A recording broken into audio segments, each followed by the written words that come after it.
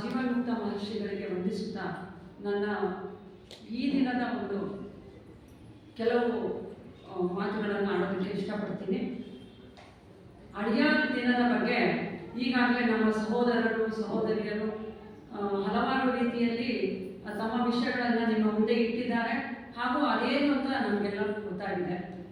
ಈಗ ಉಪ್ಪು ಮನೆಯಲ್ಲಿರುತ್ತೆ, ಆದರೆ ಉಪ್ಪನ್ನ ನಾವು ಒಂದಕ್ಕೆ ಯೂಸ್ ಮಾಡೋದಿಲ್ಲ. ಎಲ್ಲ ತಿಂಡಿಗಳಿಗೂ ಅದಿದ್ರೇ ರುಚಿ.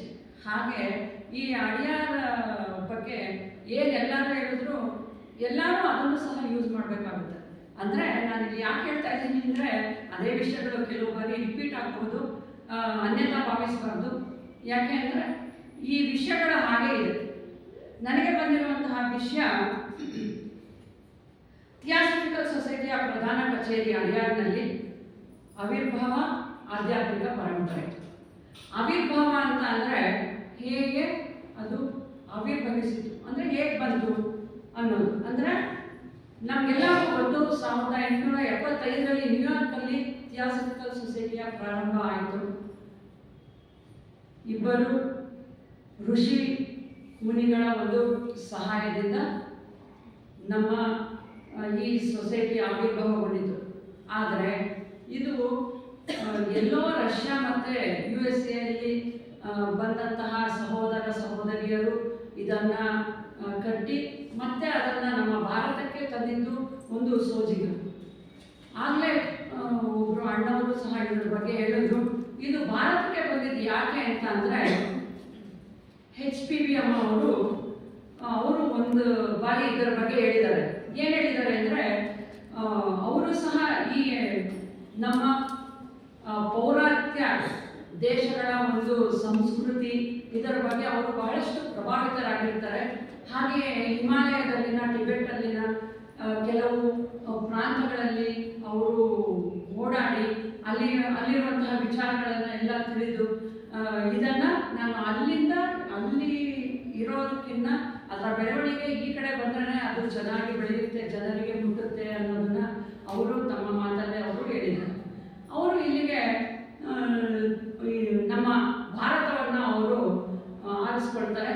ಭಾರತದಲ್ಲಿ ಇದರ ಹುಟ್ಟನ್ನು ನಾನು ಮಾಡಬೇಕು, ನಮ್ಮ ಪ್ರಧಾನ ಕೇಂದ್ರ ಕಚೇರಿಯನ್ನು ಭಾರತದಿಂದಲೇ ನಾನು ಏನಕ್ಕೆ ಮಾಡಬಾರ್ದು ಅಂತ ಯೋಚನೆ ಬಂತು. ಆಗ ಅವರು ಸಹೋದರ ಆಲ್ಕಾಟ್ ಅವ್ರ ಜೊತೆ ಇದನ್ನು ವಿಮರ್ಶೆ ಮಾಡ್ತಾರೆ. ಹಾಗೆ ಇಬ್ಬರು ನಮ್ಮ ಭಾರತ ದೇಶಕ್ಕೆ ಬರ್ತಾರೆ. ನಾನು ಅದಕ್ಕಿಂತ ಮುಂಚೆ ಒಂದು ಚಿಕ್ಕ ಇಂಟ್ರೊಡಕ್ಷನ್ ಕೊಡಬೇಕಾಗುತ್ತೆ. ಏನಂತ ಅಂದರೆ ಎಲ್ಲರಿಗೂ ಗೊತ್ತು, ನಾವೆಲ್ಲ ಭಾನುವಾರ ಬರೋದು ಮಾಮೂಲಿ. ನಮ್ಮ ಈ ಗೇಟಿಂದ ನಾವು ಒಳಗಡೆ ಬಂದಾಗ ನಮಗೆ ಇಲ್ಲಿರುವಂತಹ ಒಂದು ಅನುಭೂತಿಯೇ ಬೇರೆ ಅಲ್ವಾ. ನಾವು ಇಲ್ಲಿ ಬಂದಾಗ ನಮ್ಮ ಮನೆಯನ್ನು ಮರಿತೀವಿ, ಟೈಮನ್ನು ಮರಿತೀವಿ. ಇಲ್ಲಿ ಬಂದಾಗಿರುವಂತಹ ವೈಬ್ರೇಷನ್ನೇ ಬೇರೆ. ನಾನು ಇನ್ನೂ ಇದರ ವಿಚಾರಗಳನ್ನು ಹೆಚ್ಚಿಗೆ ತಿಳ್ಕೊಳ್ಬೇಕು ಅನಿಸುತ್ತೆ. ತಿಳ್ಕೊಂಡಿರೋದು ನನ್ನ ತಲೆಯಲ್ಲಿ ಹಾಗೆ ಇದೆ ಅನಿಸುತ್ತೆ. ಹೀಗೆ ನಮಗೆ ಇಲ್ಲೇ ಅನುಭವ ಆಗಬೇಕಾದ್ರೆ ಅದು ಅಡಿಯಾರಲ್ಲಿ ಎಷ್ಟು ಅನುಭವ ಆಗ್ಬೋದು, ಎಷ್ಟು ಅಲ್ಲಿ ಪಾಸಿಟಿವ್ ವೈಬ್ರೇಷನ್ಸ್ ಇರ್ಬೋದು ಅನ್ನೋದನ್ನು ನಾವು ಯೋಚನೆ ಮಾಡ್ಕೋಬೋದು. ಒಂದು ಮದ್ರಾಸ್, ಅದೇನು ಚಿಕ್ಕ ಊರಲ್ಲ, ಅಲ್ಲಿರುವಂತಹ ಜಂಜಾಟ, ಆ ಶಬ್ದ, ಆ ಮಲಿನತೆ ಎಲ್ಲ ಇರ್ಬೋದು. ಆದರೆ ಅವೆಲ್ಲರ ಮಧ್ಯೆ ಆ ಅಡಿಯಾರ್ ಅನ್ನೋದು ಏನಂದ್ರೆ ಅದು ಒಂದು ಚಿಕ್ಕ ಪ್ರದೇಶ.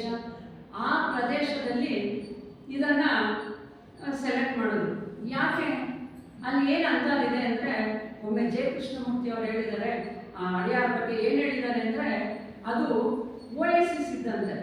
ಯಾರು ದಣಿದು ಬಂದಿರ್ತಾರೆ ಅಂಥವರಿಗೆ ಎಲ್ಲೋ ನೀರು ಸ್ವಲ್ಪ ಕಂಡಾಗ ಹೇಗೆ ಆನಂದ ಆಗುತ್ತೆ, ಅಷ್ಟು ಆನಂದ ಆಗುತ್ತೆ ಈ ಅಡಿಯಾರ್ನ. ನಾನು ಪ್ರಪಂಚದ ಹಲವಾರು ಸ್ಥಳಗಳನ್ನು ಸುತ್ತಿದ್ದೀನಿ, ಆದರೆ ಇಲ್ಲಿ ಬಂದಾಗ ಆಗುವಂತಹ ಆನಂದವೇ ಬೇರೆ ಅಂತ ಹೇಳಿದ್ದಾರೆ. ಅಂದರೆ ಇದು ಅಷ್ಟು ಪವಿತ್ರವಾದದ್ದು ಅಂತ ಅವರು ಹೇಳಿದ್ದಾರೆ. ಇಲ್ಲಿಗೆ ನಮ್ಮ ಸ್ಥಾಪಕರು ಬರೋದಕ್ಕೆ ಏನು ಕಾರಣ, ಹೇಗಾಯಿತು ಅನ್ನೋದನ್ನು ಸ್ವಲ್ಪ ತಿಳ್ಕೊಳ್ಳೋದಕ್ಕೆ ಪ್ರಯತ್ನ ಪಡೋಣ. ಫೆಬ್ರವರಿ 17 ಆಲ್ಕಾಟ್ ಡೇ ಅಂತ ಮುಂಚೆ ಆಚರಿಸ್ತಾ ಇದ್ರು. ಯಾಕೆ ಅಂತ ಅಂದರೆ ಆಗಲೇ ಸಹೋದರರು ಹೇಳಿದ್ರು, ಪ್ರಾರಂಭದಲ್ಲೇ ಹೇಳಿದ್ರು, ಆಲ್ಕಾಟ್ ಅವರು ಸ್ವಸ್ಥಾನವನ್ನು ಸೇರಿದಂತಹ ದಿನವನ್ನು ಆಲ್ಕಾಟ್ ಡೇ ಅಂತ ಆಚರಣೆ ಮಾಡ್ತಾ ಇದ್ರು. ಅದರ ಆಚರಣೆಗಳೇ ಬೇರೆ ರೀತಿಯಲ್ಲಿ ಹೇಗೆ ಮಾಡ್ತಾರೆ ಅನ್ನೋದನ್ನು ಸಹ ಅವರು ಹೇಳಿದ್ರು. ಆದರೆ ಆಲ್ಕಾಟ್ ಡೇ ಅಡಿಯಾರ್ ಡೇ ಆಗಿ ಏಕೆ ಚೇಂಜ್ ಆಯಿತು ಅನ್ನೋದನ್ನು ಸಹ ಪ್ರಾರಂಭದಲ್ಲೇ ಹೇಳಿದ್ರು. 4 ಜನ ಮಹನೀಯರನ್ನ ನೆನೆಸ್ಕೊಳ್ಳುವಂತಹ ಒಂದು ಸುದಿನ ಇದೆ. ಆ ದಿನಕ್ಕೆ ನಾವು ಅಡಿಯಾರ್ ಡೇ ಅನ್ನೋದನ್ನ ಯಾಕೆ ಇಡಬಾರ್ದು ಅಂತ ಹೇಳಿ ಫ್ರೆಂಚ್ ಮಹಿಳೆಯೊಬ್ಬರು ಅನಿ ಬೆಸೆಂಟ್ ಅಮ್ಮನವ್ರನ್ನ ಕೇಳ್ಕೊಂಡಾಗ ಇದು ಒಳ್ಳೆಯ ಸಲಹೆ ಅಂತ ಅವರು ಸಹ 1928ರಿಂದ ಇದನ್ನ ಅಡಿಯಾರ್ ಡೇ ಅನ್ನೋ ಒಂದು ಹೆಸರಿಂದ ಚೇಂಜ್ ಮಾಡಿದ್ರು. ಹಾಗೆ ತಾವೆಲ್ಲ ನೋಡ್ಬೋದು, ನಮ್ಮೆಲ್ಲರ ಬಳಿ ಅಕ್ಕ ಅವರು ಡೊನೇಷನ್ ಬಾಕ್ಸ್ ತೊಗೊಂಡು ಬಂದರು. ಯಾಕೆ ಇದು ಇವತ್ತು ತೊಗೊಂಡು ಬರ್ತಾರೆ ಅಂದರೆ, ಇದನ್ನ ಒಂದು ಡೊನೇಷನ್ನ ಕಲೆಕ್ಟ್ ಮಾಡೋದಕ್ಕೆ ತೊಗೊಂಡು ಬರ್ತಾರೆ. ಅವರು ಅನೌನ್ಸ್ ಮಾಡಿದ್ರು, ಇದನ್ನು ನಾವು ಅಡಿಯಾಗೆ ಕಳಿಸ್ತೀವಿ ಅಂತ. ಇದು ನಿನ್ನೆ ಮೊನ್ನೆ ಅಥವಾ ಇವತ್ತು ಪ್ರಾರಂಭ ಆಗಿರೋದಲ್ಲ. ಬಹಳಷ್ಟು ವರ್ಷಗಳ ಹಿಂದೆ ಅನಿ ಬೆಸೆಂಟ್ ಅಮ್ಮನವರು ಇದ್ದಾಗಲೇ ಇದನ್ನು USA ಇಂದ ಬಂದಂತಹ ಒಬ್ಬರು ಇಲ್ಲಿ ಬಹಳಷ್ಟು ವರ್ಷಗಳು ತಂಗಿರ್ತಾರೆ.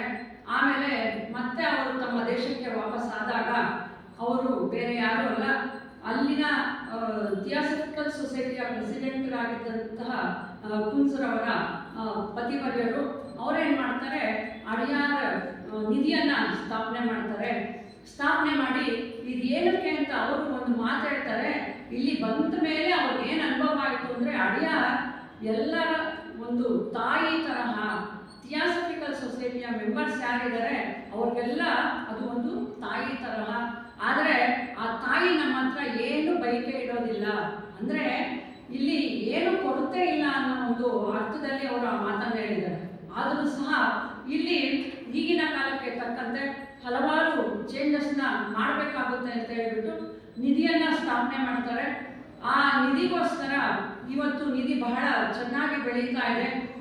ಆದರೆ ಕೇವಲ ಇದು ಒಂದು ದುಡ್ಡು ಕಲೆಕ್ಷನ್ಗೆ ಅಂತ ಮಾಡೋದಲ್ಲ, ಇದು ನಮ್ಮೆಲ್ಲರ ಹಿರಿಯರು, ಪೂರ್ವಜರು ಅಥವಾ ಇದರ ಸ್ಥಾಪಕರು ಅವರೆಲ್ಲ ಧ್ಯೇಯ ಉದ್ದೇಶಗಳು ಏನಿತ್ತು ಅದಕ್ಕೆ ಪುಷ್ಟೀಕರಣ ಮಾಡೋದಕ್ಕೆ, ಅದಕ್ಕೆ ನಾವು ಸಹ ನಮ್ಮ ಕೈಯನ್ನು ಜೋಡಿಸೋದಕ್ಕೆ ಈ ನಿಧಿಯನ್ನು ಸ್ಥಾಪನೆ ಮಾಡಿದ್ದಾರೆ ಅಂತ ಹೇಳೋದಕ್ಕೆ ಇಷ್ಟಪಡ್ತೀನಿ. ಇದಿಷ್ಟು ಅಡಿಯಾರ್ ದಿನದ ಬಗ್ಗೆ. ಆದರೆ ಈಗ ನನ್ನ ವಿಷಯಕ್ಕೆ ಬರ್ತೀನಿ. ಅಡಿಯಾರ್ನ ನಮ್ಮ ಕೇಂದ್ರ ಕಚೇರಿ ಅಡಿಯಾರ್ಗೆ ಯಾಕೆ ಬಂತು, ಹೇಗೆ ಬಂತು ಅಂತ ನಾನು ಹಾಗೆ ಹೇಳ್ತಾ ಇದ್ದೆ ನಿಮಗೆ. ಯಾಕೆ ನಮ್ಮ ಫೌಂಡರ್ಸ್ ಬಂದು ನಮ್ಮ ಭಾರತದಲ್ಲೇ ಇದನ್ನು ತರಬೇಕು ಯೋಚನೆ ಮಾಡಿದ್ರು ಅಂತ. ಮೊದಲ ಬಾರಿಗೆ ಅವರು ನಮ್ಮ ಭಾರತಕ್ಕೆ 1879 16 ಫೆಬ್ರವರಿ ಆವಾಗ ಬರ್ತಾರೆ. ಇಲ್ಲಿ ಪಾದಾರ್ಪಣೆಯನ್ನು ಮಾಡ್ತಾರೆ. ಮಾಡಿ ನಾವು ಯಾವುದಾದ್ರೂ ಒಂದು ಹೊಸ ಊರಿಗೆ ಹೋದಾಗ ಅಲ್ಲಿ ನಮ್ಮ ಮನೆ ಇರಲ್ಲ ಅಂತ ತಿಳ್ಕೊಳ್ಳಿ, ನಾವೇನು ಮಾಡ್ತೀವಿ, ಫಸ್ಟ್ ಏನೋ ಒಂದು ಚಿಕ್ಕ ಮನೆ ತೊಗೊಳ್ತೀವಿ ಬಾಡಿಗೆಗೆ. ಆಮೇಲೆ ಅದು ಸರಿ ಹೋಗ್ತಾ ಇಲ್ವಾ, ಮನೆ ಚೇಂಜ್ ಮಾಡ್ತೀವಿ. ಹಾಗೆ 2 ವರ್ಷಗಳ ಕಾಲ ಅಲ್ಲಿ ಮುಂಬೈಯಲ್ಲಿ ಅವರು ಹಲವಾರು ಸ್ಥಳಗಳನ್ನು ಚೇಂಜ್ ಮಾಡ್ತಾರೆ, ಒಂದು ಆಫೀಸ್ನ ಇಡಬೇಕು ಅಂತ ಹೇಳ್ಬಿಟ್ಟು. ಆಮೇಲೆ ಅವರು ಹಾಗೆ ಸುತ್ಕೊಳ್ತಾ ಬರ್ತಾರೆ. ಆಂಧ್ರ ಪ್ರದೇಶಕ್ಕೆ ಬರ್ತಾರೆ. ಅಲ್ಲಿಂದ ಮತ್ತೆ ತಮಿಳ್ನಾಡು ಕಡೆ ಬರ್ತಾರೆ. ತಮಿಳ್ನಾಡು ಕಡೆ ಬಂದಾಗ ಅವರು ಅಲ್ಲಿ ಒಬ್ಬರ ಮನೆಯಲ್ಲಿ ಉಳ್ಕೊಂಡಿರ್ತಾರೆ. ಉಳ್ಕೊಂಡಾಗ ಅವ್ರಿಗೆ ಇದು ಒಂದು ಒಳ್ಳೆಯ ಸ್ಥಳ ಅಂತ ಅವ್ರಿಗೆ ಅನಿಸುತ್ತೆ. ಅಲ್ಲಿ ಅವರು ಪ್ರಥಮ ಬಾರಿಗೆ ನಮ್ಮ ಭಾರತದಲ್ಲಿ ಒಂದು ಲಾಡ್ಜನ್ನು ಸ್ಟಾರ್ಟ್ ಮಾಡ್ತಾರೆ. ಕಡಿಮೆ ಅವಧಿಯಲ್ಲೇ ಅಲ್ಲಿ 91 ಜನ ಸದಸ್ಯರಾಗ್ತಾರೆ. ಅದು ಹುಡುಗಾಟ ಅಲ್ವಾ? 91 ಜನ ಸದಸ್ಯರಾಗಬೇಕು ಅಂದರೆ ಅದರ ಪ್ರಭಾವ ಅಥವಾ ಅವರ ಪ್ರಭಾವ, ಅವರ ವಿಷಯಗಳ ಪ್ರಭಾವ ಅಂದಿನ ಜನತೆಗೆ ಹೇಗಿತ್ತು ಅಂತ. ಆಮೇಲೆ ಇನ್ನೊಂದು ಮಾತನ್ನು ಅವರು ಹೇಳಿದ್ದಾರೆ, ಸಾಮಾನ್ಯ ಜನರಿಗಿಂತ ಹೆಚ್ಚಾಗಿ ತಿಳಿದಂತಹ ಜೀವಿಗಳೇ ಇದಕ್ಕೆ ಸದಸ್ಯರಾದರು ಅಂತ. ಅಂದರೆ ನಾನು ಯಾಕೆ ಈ ವಿಷಯನ ಒತ್ತು ಕೊಡ್ತಾ ಇದ್ದೀನಿ ಅಂದರೆ, ನಾವಿಲ್ಲಿ ಯೋಚನೆ ಮಾಡಬಹುದು, ನಮ್ಮ ಉದ್ದೇಶಗಳೇನಿದೆ 3 ಉದ್ದೇಶಗಳು, ಅದನ್ನು ನಾವು ತಿಳ್ಕೊಂಡಾಗಲೇ ನಮಗೆ ಗೋಚರ ಆಗುತ್ತೆ ಅಥವಾ ನಮಗೆ ಅರಿವಾಗುತ್ತೆ. ಇದು ಸಾಮಾನ್ಯವಾದಂಥದ್ದಲ್ಲ, ಎಲ್ಲರೂ ಒಪ್ಪುವಂತಹ ಸಾರ್ವಕಾಲಿಕವಾದಂತಹ ಉದ್ದೇಶಗಳು ನಮ್ಮ ಥಿಯಾಸಫಿಕಲ್ ಸೊಸೈಟಿಯಲ್ಲಿ ಇದೆ. ಆದ್ದರಿಂದ ಇದಕ್ಕೆ ಜಿಜ್ಞಾಸುಗಳೆಲ್ಲ ಬಂದಂಥವರು ತಿಳಿದ ವ್ಯಕ್ತಿಗಳು, ಬೆಳೆದ ವ್ಯಕ್ತಿಗಳೇ ಆಗಿದ್ದು ಒಂದು ಅದೃಷ್ಟ ಅಂತ. ಹೀಗೆ ಬಂದವರಲ್ಲಿ ಪ್ರಾರಂಭಿಕರೇ ಜಿ ಸುಬ್ಬಯ್ಯ ಚೆಟ್ಟಿಯವರು. ಇವರು ಚೆನ್ನೈಯಲ್ಲಿ ಇರ್ತಾರೆ. ಇವರು ಮತ್ತೆ ಅವರ ಸಹೋದರರಿಗೆ ನಮ್ಮ ಸ್ಥಾಪಕರ ಪರಿಚಯ ಆಗುತ್ತೆ. ಅವರು ಮಾತನಾಡ್ಕೊಳ್ತಾ ಇರೋದನ್ನ ಇವರು ಕೇಳ್ಕೊತಾರೆ. ಅಂದರೆ ನಮ್ಮ ಭಾರತದಲ್ಲಿ, ಅಂದರೆ ಈ ಸೌತ್ ಇಂಡಿಯಾದಲ್ಲೇ ನಾವು ನಮ್ಮ ಪ್ರಧಾನ ಕಚೇರಿಯನ್ನು ನಾವು ಪ್ರಾರಂಭ ಮಾಡಬಹುದು ಅಂತ ಆಲ್ಕಾಟ್ ಮತ್ತು HPPM ಅವರು ಡಿಸ್ಕಸ್ ಮಾಡ್ತಾ ಇರೋದನ್ನ ಅವರು ವಿಚಾರವನ್ನು ಅವ್ರ ಕಿವಿಗೆ ಬೀಳುತ್ತೆ. ಆಮೇಲೆ ಅಣ್ಣ ತಮ್ಮ ಇಬ್ಬರು ಏನು ಮಾಡ್ತಾರೆ, ಇದನ್ನೇ ಗುರಿಯಾಗಿಟ್ಕೊಂಡು ಆವಾಗ ಇವರೇ ಸ್ಥಳ ಬೇಟೆಯನ್ನು ಸ್ಟಾರ್ಟ್ ಮಾಡ್ತಾರೆ. ಯಾವುದು ನಮ್ಮ ಅಥವಾ ಉದ್ದೇಶಗಳೇನಿದೆ, ಇದಕ್ಕೆ ಹೊಂದಿಕೊಳ್ಳುವಂತಹ ಪರಿಸರ ಎಲ್ಲಿದೆ ಅನ್ನೋದನ್ನ ಅವರು ಸರ್ಚ್ ಮಾಡ್ತಾ ಇರ್ತಾರೆ. ಒಮ್ಮೆ ಅವರು ನೆಲ್ಲೂರಿಗೆ HPPM ಅವ್ರ ಜೊತೆ ಹೋಗೋಂತಹ ಪರಿಸ್ಥಿತಿ ಬರುತ್ತೆ. ಆವಾಗ ಅವರು ಸಲಹೆಯನ್ನು ಕೊಡ್ತಾರೆ. ನೋಡಿ, ಇವರು ಚಿಕ್ಕವರಾಗಿರ್ತಾರೆ. ಆಲ್ರೆಡಿ HPPM ಅವರು ದೇಶಗಳನ್ನು ಸುತ್ತಿ ನಮ್ಮ ಸಂಸ್ಥೆಯನ್ನು ಪ್ರಾರಂಭ ಮಾಡಿರೋರಾಗಿರ್ತಾರೆ. ಆದರೂ ಸಹ ಅವರು ಚಿಕ್ಕವರ ಒಂದು ಅಭಿಪ್ರಾಯಕ್ಕೂ ಒಂದು ಅವಕಾಶವನ್ನು ಕೊಟ್ಟರು, ಒಪ್ಪಿಗೆಯನ್ನು ಕೊಟ್ಟರು. ಇದು ಅವರ ದೊಡ್ಡಸ್ತಿಕೆಯನ್ನು ತಿಳಿಸುತ್ತದೆ. ಹಾಗೆ ಅವರು ಆಗಬಹುದು ಅಂತ ಹೇಳ್ತಾರೆ. ಆಗ ಇವರು ಅವರ ತಂದೆಯವರು ಇರ್ತಾರೆ, ಸುಬ್ಬಯ್ಯ ಚೆಟ್ಟಿ ಅವರ ತಂದೆ ಪ್ರಮುಖರಾದಂತಹ, ಅಂದಿನ ಕಾಲಕ್ಕೆ ಪ್ರಮುಖರಾದಂತಹ ಜಡ್ಜ್ ಇರ್ತಾರೆ, ಮುತ್ತುಸ್ವಾಮಿ ಚೆಟ್ಟಿಯವರು.